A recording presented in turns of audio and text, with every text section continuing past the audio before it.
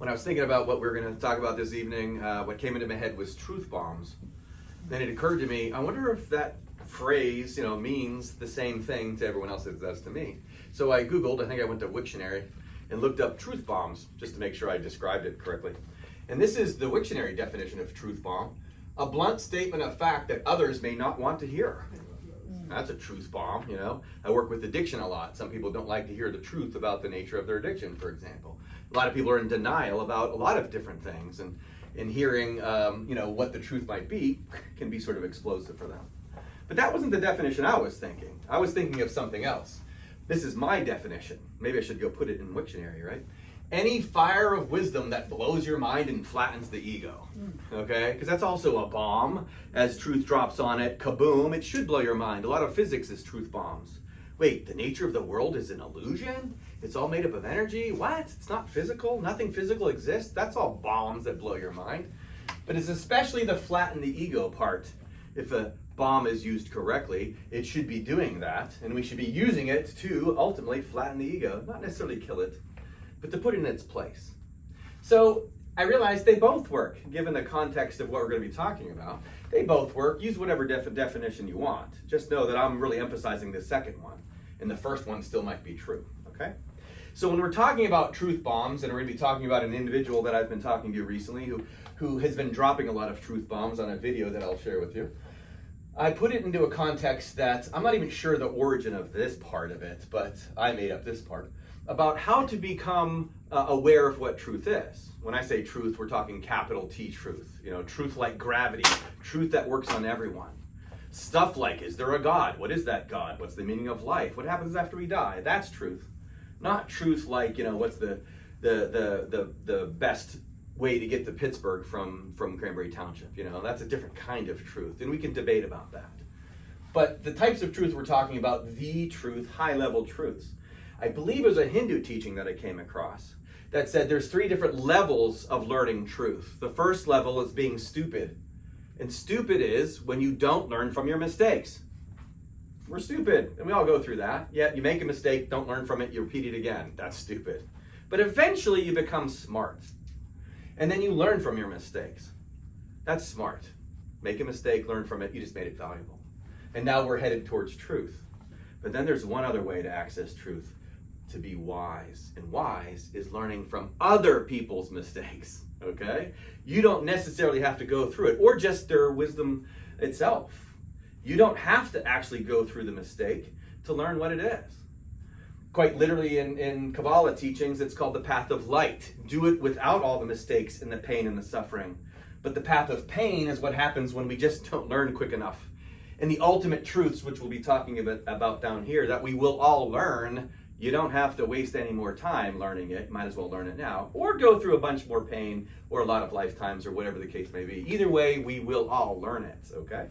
So that's one way to get through truth. This side is me, just coming up with, in my experience personally, but also in working with thousands of people over the years, there's 3 different ways to access truth. That doesn't mean you're good at it, it's just to access it, to get it into your brain. One is study. The Dharma, for example. Read spiritual texts, but don't just limit yourself to one, read them all. Figure out what works for you. See what's consistent in all these things, what unites all these things. Access truth by studying spiritual texts. That's one way to get it up there. Then you could go on an acid trip, okay? Take a psychedelic. That might access truth as well. There's a major pitfall with that, which we'll talk about in a second. But that's another way. A lot of people have accessed truth through LSD in various forms. Remember, I'm not recommending it. I'm just saying that's how some people do it. This third thing is what a lot of today is going to be about, NDE, or a near-death experience. And this new friend of mine named David Williamson, we'll be talking about him a lot, and he had a near-death experience in which he had experienced a lot of truth, okay? Now, if I said, how would you like to access truth? You want to learn from other people? There's a good idea. Do you want to have a near-death experience yourself? David Williamson had a heart attack. You want to go through that to access truth? Well, nobody's going to choose that. The problem with psychedelics is that, well, first of all, there's a legality issue. The second of all, there's some side effects. And sometimes those side effects can be quite difficult. There's also the bad trip, where you go through hell. You're still going to learn truth one way or another, but it's not necessarily pleasant. The first one is a lot of hard work, okay? You really have time to study all these texts? Who really reads the Bible anyways? I know a lot of people who claim they've read the Bible, but it's pretty easy to see that a lot of people haven't. It's a lot of work to read stuff, right, and learn. One way or another, you're going to access the truth. Now, again, that's headspace stuff. The issue, especially with the acid trip and David's issue, is once you've had one of these experiences and access truth, we have to integrate it. It's not enough just to have this stuff in your head. I literally drew this eyeball here because I met a young man working in recovery a long time ago who told me that he had a trip on LSD in which he saw the eye of God, and it was right here, and it was a beautiful eye, and at the same time it was creepy, he said, okay? He felt invited, but also judged at the same time. That was his experience. So it was beautiful and a little scary. Problem is, when he came off the acid, 10 years later, guess who still sees that eye? He says it's still there. It's still permanently imprinted. He's just not having the rest of the trip. Everywhere he goes, he has that sensation of this eye of God. He's like, stop looking at me already, okay? Now, it's warm and inviting, and at the same time, I'm being held to account somehow. So that is a difficult thing to go have, I sometimes call it cheating, to peer into the nature of reality by using a drug, and then coming back and having to integrate it. You just saw the answers to the test, man. Like almost everyone I talk to says something that has a good trip. We're all connected. It's all love. And now back in Western Pennsylvania, and I don't feel it anymore. And I'm like, but I know it's there. That's because you have to do it yourself. You don't get to cheat. There are no shortcuts in this. So that is a side effect. And of course, I think the near-death experience goes without saying, okay? If you've got to get yourself to a place where that's what you're experiencing, access truth, that's not pleasant at all. Well, David says one of his biggest issues after experiencing a lot of truth is the integration piece too. He's back on earth, and he knows what he experienced on the other side, and he's finding himself having a hard time integrating. It's one reason why we're chatting, because I love hearing his experience, and we like to try to put it into context, okay? So again, I'm going to link everyone that's watching this to his video. It's got 1.5 million views. It is unbelievably good. I'll barely scratch the surface of it. You have to listen to this guy. He's awesome, okay? Now, over here. So, something we're going to be talking about as we get into the void down here, this drawing, ignore that for now. But I want you to recognize the point of today is to realize that once we get truth, we do have to integrate it. Faith without works is dead, so to speak, okay? Truth, which is, for me, symbolically this blob here I have, your higher self, your consciousness, your spirit, your soul, whatever you want to call it, has to, once you access truth, has to be put into the physical. It's not enough to just go learn it and then sit around and meditate upon it. You're going to have to bring it into the physical because we have to love another as oneself. We have to help each other learn this stuff, okay? Plus, there's an experience we're supposed to be having. It's not just punishment, spiritual school or something. We're allowed to enjoy the ego aspect of ourselves. We are here to have an experience, and that's totally fine. And if you remember from the alchemical process, it's called the seventh step. The coagulation piece is when you integrate the spirit or the higher self into the lower self. And Kabbalah says that's a requirement because you are here, we are all here ultimately to enjoy this creation. But it's a lot of hard work along the way because we're building the kingdom as we're going through all the difficult challenges, So that's what this drawing is. In a little bit, I'll go through all of that. So here we go with the story of David Williamson. Now, how I met him is he reached out to me. He had watched the Tibetan Book of the Dead video. And he said, that's amazing. Everything that you talked about in here is something I just lived. Or he was very intrigued by the nature of the things that is in the Tibetan Book of the Dead. And he said, so check out my video. And I'm like, well, his video has 10 times more views than my video, right? And why is that? Oh, he's dropping truth bombs all over the place. Now, granted, I was doing it as well, quoting some of the authors of the Tibetan Book of the Dead and their truth bombs, no doubt about it. But his story is so compelling, so I recommend you all watch it. I'll walk you through some of his story, just so you can have an awareness of the context of some of these truth bombs. And again, there's 100 in there, but I'm going to give you a portion of them. So David Williamson was, he's a self-described black activist born in North Carolina, and he was raised in an area in his life in which he saw a lot of KKK involvement, okay? He was raised in what he said was a deeply rooted racial tension. And he was, as an adult, he ended up experiencing some unresolved trauma from this. And the way he describes it is that he was around a lot of people who got hated upon by people around him. And it got taught to him that he needed to hate back. In effect, that's the way he needed to survive. He said, quote, people around him echoed the same hate that they were receiving. And so as a young man, he grew up thinking this is how you fight the fight, with all that frustration back at those people who had done it to you. And he said this is how he thought he was supposed to be behaving by hating back. Well, this leads to, somewhere around here, leads to this near-death experience. As he describes, his blood pressure would soar. He had hypertension. He had a lot of stress in his life. And it led to his premature death. Thankfully, he came back to share what he had learned. Now, what he says early on, one thing he recognized is that what we're doing, we have a narrative that we are recycling in our head again and again. All of us are taught stuff when we're little. And we recycle this narrative over and over again, and we often ignore the good stuff. Because what we do, every part of your being and your life is confirming that which you want to believe. If you get taught that this is the way the world is, and that's what you think you need to be doing, then you're going to look for that as evidence, okay? We call that confirmation bias.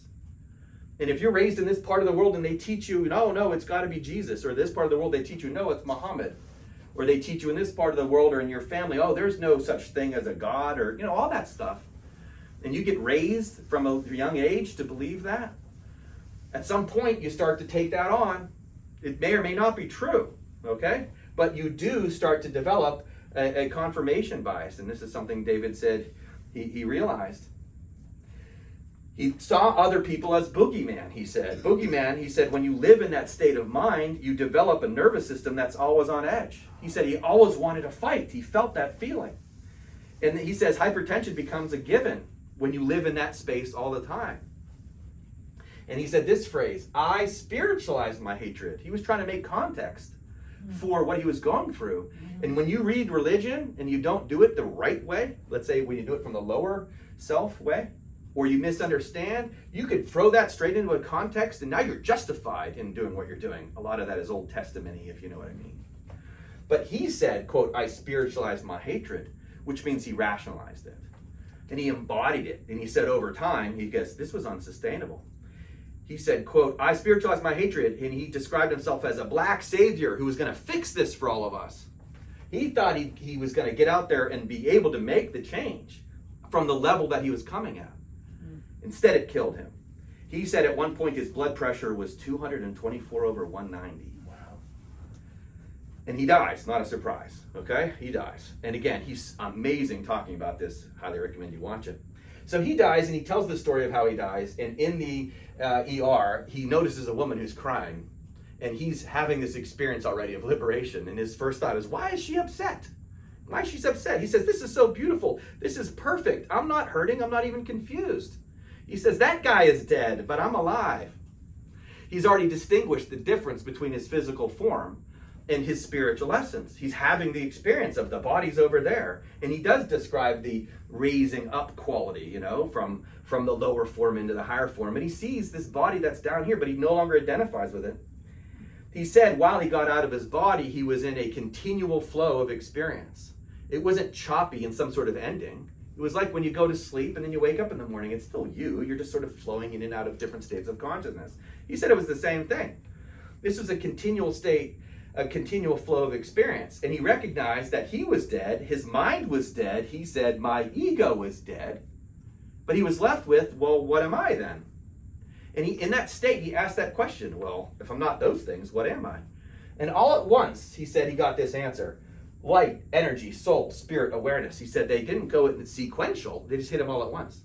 He knew he was all of that instantaneously. He asked the question, and he was given the answer. What are you? Boom. I said, whoa. And then this part, I love this so much. He said, and it was the sensation of me explaining it to me. It wasn't this other being that was doing it. He was like, okay, this part of himself is telling this other part of himself what's going on here. This is why we like the concept of lower self and higher self. And accessing truth is literally tapping into your higher self, and it's going to whisper to you. A couple months ago we did this still small voice. Well, that's the higher self trying to go, hey, guess what? Something else is going on here. It's not what you think. And then masters like Jesus and Buddha come along and tell us how to live with love and compassion. And we don't believe it, No, that's not true. But I'm a Christian, I am. But I don't love my enemies, but I'm still a Christian. Okay, good luck. The truth is that voice is in there, and he listened to it because now it was him. He was like, whoa, now it's a voice that was giving him direct feedback instantaneously. Right? Love that. It was him explaining it to himself. Now, in this space that he describes it as, sorry for the drawing, hopefully people online can see this, but he describes that when he looked up, he saw the light. He said the same light that everyone talks about. He saw the light. And when he looked down, he said he saw the emergency room, and he saw his dead body there, right? And he was in what he called the void, a deep blackness, right? A deep darkness. And he said it was total love. He said it was enveloping me, okay? It was a void, but most of us hear void and we go, ooh, that's scary. The void, it must be dark. And no. It was beautifully said. Everything felt like love, and he was connected to it all with instantaneous clarity and childlike wonder. Doesn't sound great, right? And he was in this space, in the void. But now, notice the connection to the physics that we've talked about forever. This void that he was looking into, he said, everything was in that void. And when I looked into it, it reacted and it responded. Okay, he's looking to an interactive thing. You know what that is? That's superposition. That is the science of infinite possibilities. And everything is there. You know, in physics, they call it dark energy and dark matter, right? Why is it dark? Because they don't know what it is. That's all. It doesn't mean it doesn't exist. The void is teeming with stuff, frequencies and vibrations that we just can't see. But it responds to us. And in the way we like to talk in this group, at least, this is the observer effect, okay? How you look at this thing does respond to you. And he's looking at it. He knew it was love, but he can feel the interactive quality of it, right? And it's this drawing here. There's an upper world. Kabbalah describes it literally as the upper world, and we're in the lower world right now. Physical form equals the lower world. It's not better than, but it is like a dream you have at night. Your dream is the lower conscious experience, and you're sleeping in the bed. That's the higher conscious experience. Well, related or relative to what happens after we die, we're in the lower experience now, and that's the higher experience. So there is an upper world, and there's a lower world, and there's a void in between. And that's because as you move through this, and as you look into the void, it will reflect back to you that what you're looking at. And that's how it responds. This is quite literally the observer effect in physics. How you look at something will determine the collapsing of the wave function, or the timeline in which you go down. You know, many worlds interpretation in quantum physics. You will have a different experience of the world based upon how you're looking at it. Super easy to see with simple things like how you're driving. If you're in a hurry and you're impatient, you're angry, you're more likely to get into an accident, right? But if you're calm, cool, and collected, you're going to get into less accidents and less arguments. So the world is going to reflect back to you based upon probability how you're looking at it. Now, that goes all the way to the top because this does not change. The void is always going to respond to how you're looking at it. Another way to think of the void here comes from Kabbalah teaching. Now, I drew this square and left it blank, but I wanted to call it something. I'm going to call it love land, okay? Now, that's the upper world. It's love, it's light, it's spirit. We come from that place. That's home base. You could call it heaven, you could call it nirvana, whatever. It exists, and we come from that place. Now, Kabbalah describes this using this word tzimtzum. And it's a beautiful concept. And it describes the Big Bang this way. That before the Big Bang, there was just love land, okay? Whatever that means to you. But then the Creator created an experience to put creatures in, and we're there now, by removing some of the love. Created a void. And as that void was created by the removal of the light, darkness showed up. But the whole goal of removing this light is to learn how to bring the light into it. And so creatures are placed into that void, and the insertion of energy beings into that light is the Big Bang. Kaboom, and here we are. Now, as you know, we're in the world of duality. There's some places where there doesn't seem there's light, and there's other places where there seems to be light. We do have seeming good and bad qualities down here, you know, love and evil and all that kind of stuff. But if you only see that dark aspect of things, guess what's going to be reflected back to you? The dark aspects of things. But what if you choose, as Course in Miracles says, to be among the saviors of the world and see everything as light and love? Well, that will be reflected back to you, okay? Now, this does not mean your experiences are always going to be good. Jesus only saw love, and look what he had to go through. It does not mean if you have difficult experiences in your life that you're somehow bad. We don't understand karma very well. In this country, we sure don't. the way you look at things doesn't mean you're going to have a great physical life, that's for sure. In fact, you're probably going to have whole lots of challenges on the physical level. Disease, mental health issues, addictions, all of that. Lots of physical traumas. But what's undeniably true is the state of your soul, and that's what's going on here. What is your real observer, your higher self, saying about all this? And it's easy to dive into the hate of things, as David said. Easy, because we get taught to do that. The hard part is to dive into the spirit of things and to only see the light and the love. And if you do that, like the Tao Te Ching says, you will bring the Tao to earth, or the Lord's Prayer, can you on earth as it is in heaven. That's this drawing. And it's sim sum. And our job in this void, or like David experienced in the void, to only see the light and the love in each other is the job. That's the journey. Okay? So he continues.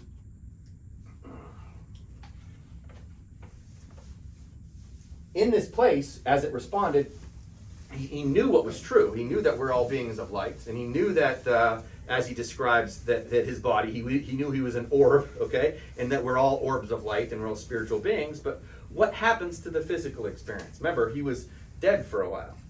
What happens to his family members and his friends and all that stuff down on earth? And while we're here, it seems so important. And guess what? It is. This is not a denial of this place. He said this. In this state in which he was looking at the void, he says, your physical life is integrated into you. Okay? Because we are spiritual beings having a physical experience, and that physical experience is always going to be a part of you, like I like to refer in Life of Pi, when Richard Parker walks into the woods, and Pi says, even though I'll never be in you again, you'll always be in me. See, we are not these beings, but I'll have an eternal memory of Steve somehow, one way or another, and all of you guys, but in 100 years, probably much less. We're in another form, and I won't be looking at you and saying, hey, Kristen, what's up? Remember we were married on earth? We might do that, but we'll also know, as Ram Dass says, all the other ways we knew each other, right? That's pretty deep and profound. And then we look at each other and go, wow, what an amazing celebration of a reunion this is, okay? We'll remember all of this stuff. It's very important while we're here. And so he says, that doesn't extinguish this stuff. But when he came back, he realized, okay, this place is very important. It's important as a place to learn how to love on the deepest of levels. He says, his family's not gone. They're integrated into you. This is entanglement. You're still connected. The Book of the Dead says the same thing. That people are dead, they're just in a higher state of consciousness, but the physical form doesn't exist, but they're still very much alive. As David is saying, he felt more alive than ever after he was freed from his body. And then every part of your experience is etched into eternity. What a poet he became, right? And I love that wording, etched into eternity. This place is really valuable. We're not supposed to just deny it, right? This isn't nihilism. It is a void, but that doesn't mean it doesn't exist. It's a void like a mirror. And it's going to reflect back to each one of us the way we choose to look at it. And like a good hair day, not that I know what that means, but like a good hair day, a mirror will reflect back to your good hair day, but a bad hair day will do the same. Well, the world is doing that to each of us. If you only see it as love 43% of the time, guess what you're going to get? 43% kickback. Because it's a perfect mirror, right? And that's the way we're supposed to see it. So he also said, we are individuals accumulating perspectives that are fed back into the system. Mm-hmm. That's awesome. And he says that's for everyone to use for all of eternity. Whoa, what a matrix, okay? I've thought about it sometimes, and I don't know if this is true, it feels right to me. I could come back into form after I died and choose any one of you, or any experience. I could go be Elvis if I want. You know, I could try to change the course of history by picking some bad guy and see if I can alter his conditioning. I think I could, I don't know if I'd succeed, but I could take on that experience. Or I could go back and experience Jesus. Would you sign up for that? Yeah, I know. Okay, not that. How about Judas? Sign up for that? Now, what if I told you that given an eternity, you're going to take on every other being? Would that be fun? You're going to be at some point Jesus and Judas. Wouldn't you learn all the lessons? Now, either you learn from them now, right, wise, or you get to go through it. One way or the other, you're going to learn the lessons. So every part of your experience is etched into eternity, and it's, oh yeah, this is a fun one. And then he says, as he was in detached state of mind, he said, I was a glowing orb of light, I never felt more alive, but it's not contextualized where a part of me is cheerleading for one side or the other. right? He was in a state of being where he's like, oh, okay, I get it. I got conditioned to be like that. And they got conditioned to be like that. And that group of people's conditioned, and none of them know it, right? He was freed from that, and he realized this isn't about being a cheerleader for one side or the other. Doesn't this eliminate the idea of arguing over religion, right? Or politics? It says, guess what? We all have to rise to the level of love for everyone, okay? And he knew this was true, and so as he's come back, he said, now again, these are his words, he did not hear a voice that said, you were a black activist, you need to go back and hop in that body and get back in the fight. He said, no, the fighting for him was done. But that doesn't mean he doesn't continue his causes. I say this all the time. He just is going to do it with love now instead of the anger and the hatred. You still are actively involved. And again, the Buddha taught this, the more you have detachment experiences, the more you love from the right perspective. And now you can be more effective. And guess what? His heart rate isn't going to go up anymore. Mm-hmm. He's still involved, but he does it with love and spirit, right? That's the exquisite way to experience humanity. Can I disagree with someone while I love them? Yes, that's loving your enemies, right? I don't have to have hypertension because of them. And he says so many things about this. I'm not going to internalize their hatred anymore. Great. Now he took responsibility, as we're going to say in the last line, because it's not about blaming them for anything. As he came back, and here's where the integration stuff becomes challenging. As soon as he returned, I think this is hilarious, as soon as he returned, remember the state he was in, a really good, peaceful state. He comes back into the body. As he comes back into the body, he says to the woman that was crying, are you okay? And he says to the doctor, are you okay? And they're like, are you okay? You're the one that just died. And he goes, no, but are you okay? And I think that's hilarious. Because he was worried about them, right? But he said, direct quote, his empathy multiplied by 5,000. That's the experience he had of his death. And by the way, almost everyone I know that has a good trip says the same thing. Like, I just loved everybody, but now I'm back here and I don't love everybody. Guess what? You're going to learn how to do it, okay? That's the journey we're all on. Your empathy is going to be multiplied by 5,000 too. You want to use acid, near-death experience, 55 more lifetimes, or right now. Your call. Course in Miracles calls it the holy instant. You don't need to wait. You just intensify your empathy by focusing on it. And, doing the stuff the prophets told us to do. Actually forgiving and trusting and loving God with all your heart, soul, mind, and strength. It's all there. That's wise people telling us to do that. And so, this is my favorite line in the whole thing. David says that he, quote, felt an extremely radical sense of accountability on the other side. Okay? Extremely radical. Boy, put those two words together. It reminds me very much of what Camus said, which I'll remind you at the end. How to deal in a world that's this crazy. An extremely radical sense of accountability, he said, is not to come back and take responsibility for other people's behaviors, but to take responsibility for the way you respond to them. Not with hatred, but with love, okay? I'm not going to internalize their stuff, but what I'm going to do is give back light, love, spirit, and all the virtue. That's called alchemy. He takes the energy of the situation and he turns it into something else. What happens to his blood pressure then? Perfect, right? And when we feel the energy of others or ourselves when we're doing it wrong, we trip up and our body gives us feedback. Again, Course in Miracles says your body, we don't know what our bodies are for. Our bodies are communication devices. It's more like our cell phone than anything else, okay? We're supposed to be communicating spirit to each other, and yet we don't usually do that. We're basically bragging about who has the nicer cell phone. And yet what we are communicating energetically what we believe all the time, because, that's the way this world is set up. And then he dropped a whole bunch of truth bombs. When you feel it, fix it, he says. Don't sit in it. He immersed himself in hatred because that's what was taught to him, that it eventually killed him, quite literally. Good thing he came back. But he says now, if he feels that, it's not like he doesn't have those feelings again. They come over him. He takes responsibility for it. I'm the one that's hating here. I'm the one that has to shift this somehow. Blaming that guy, you better change or I'm going to stay angry. That doesn't ever work. So he needed to shift it. He said, if you thought it, own it.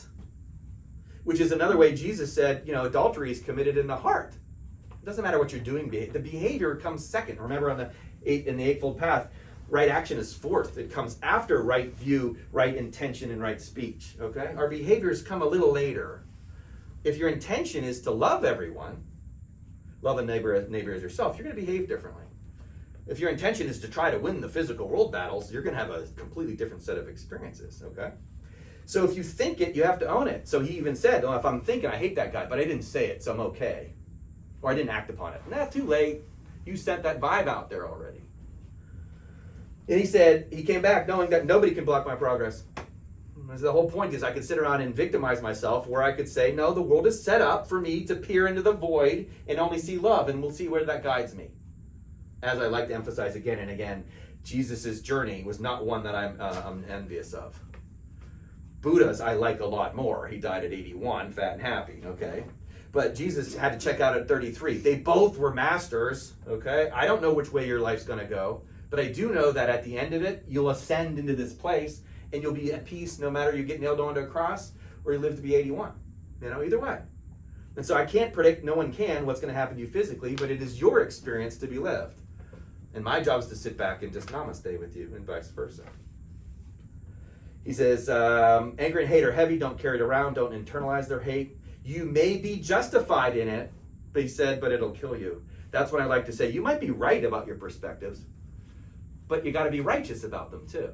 It's not enough to just be right. You have to add the virtue piece.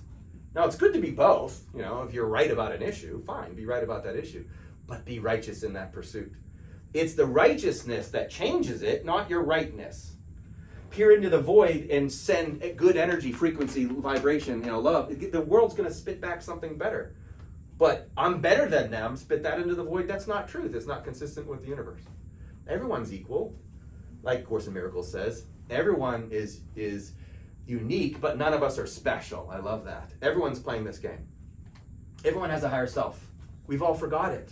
We've all screwed up so many times, many, many lifetimes. Aren't we glad we don't remember our past lives? Oh, the shame, Jesus says in one of the Gnostic texts. Oh, the burden you would bear if you could see what you've done before. Okay? And now we sit in judgment of others? My goodness, if we only knew.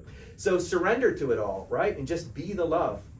He says, if you focus on misery, you will compound misery. So focus on hope. Nice and clear, right? And then that's what you compound. Focus on love, that's what we compound. He described his near-death experience as a reset. He, quote, it shook the narratives off of me. Right? The narratives that he had lived. And then he said, and I love this part, and this is how we end it. He describes his existence as beforehand as prepackaged identities. Right? Prepackaged. Somebody else taught it to him. And he lived it from a place of ignorance, ultimately. He just didn't know. That's all ignorance means. He didn't know this. He didn't have this experience. But he lives it from that place. And he says, a prepackaged identity is not authentic. We're here to live our authentic selves. And whatever your prepackaged identity is, if you inject it with a nice, heavy dose of authenticity, which is, your essence, the higher self, spirit, whatever, inject it, this will change for sure, but you also might find yourself on the exact right path. Maybe you were doing it the exact right way. But now you'll have a surge of energy. It's what's known as I can do all things through Christ who strengthens me. Or you could be on the totally wrong path. We're doing things wrong, so to speak. It could be, again, in my world, working with addiction and going into prisons and working with people who commit crimes. If that spirit comes over them, guess what? They change their behaviors. What a win-win scenario. It affirms you if you're doing stuff the right way, or it will correct you if you're doing stuff the wrong way. And again, I could keep doing air quotes there. I'm not judging. But it's true that each one of us gets strengthened on the parts that we're good at, and then the part that we're not so good at gets corrected. That's for all of us. And it's why we have to do this with each other. It's why we have to send this out there into the world so everyone can look into the void, or at least if we want to change the world. What does Gandhi say? Be the change you want to see in the world. So spread that energy, that light, the non-judgmentalism and all of that, and the forgiveness. Next thing you know, those people that otherwise irritate you, they might pick up on that a little bit, and they might start to change. But shooting vibration of fear and shame and guilt and irritation, all that just gives you a heart attack. It changed nothing in them. So he says, what we're here to do is to become your best self so we can be free. And that reminds me of the Camus quote I had up there several times now, the last couple groups, where Camus says, how do we deal with a crazy world like this? You free yourself like a rebel, okay? It is rebellious to love your enemies. It's rebellious to know that there's a much greater part of yourself. It's rebellious to set the ego aside and to diminish, as John says, I must decrease so he may increase. That's a rebel. And to talk to other people, especially in this society, about joining this kind of, the discipleship, if you will, is totally crazy. And verse 41 of the Tao Te Ching says, it's because it's crazy that you know you're onto it. What? Love your enemies? That's crazy, okay? Well, they don't understand. They don't know what they don't know. Jesus would say, forgive them, they're ignorant. But if you do understand, and if it's resonant with you, guess what? You've peered in the void too. If it makes sense to you, you don't have much choice. Or the universe is going to start smacking you upside the head even more. Luke 12:47, right? If you know your master's will and you don't make ready according to his will, you will receive a severe beating because the universe is going to kick back. Oh, you don't see the world as love? Here you go, in your face. That's what it does to us. It does it because it loves us, okay? It does this because it's inviting us home, so to speak. And it's all love all the time. Remember, love was removed so that we can have the experience of bringing love back into it. That's the point. And we always are here in love land. So let's become rebels. And the best way to do that, listen to people like David Williamson, or David will like this, Jesus and Buddha. I just compared them to them, right? And people who understand truth. You can learn it your own way, take a long time to do it. That's this process. Listen to others who have figured it out. That's why we have prophets before us. Thank you for all of them. And learn how to do it through study. I'm not going to judge you if you do any of these things, okay? But the people that do these things, they learn the same thing. We're all one, we're all connected. The goal is universal love.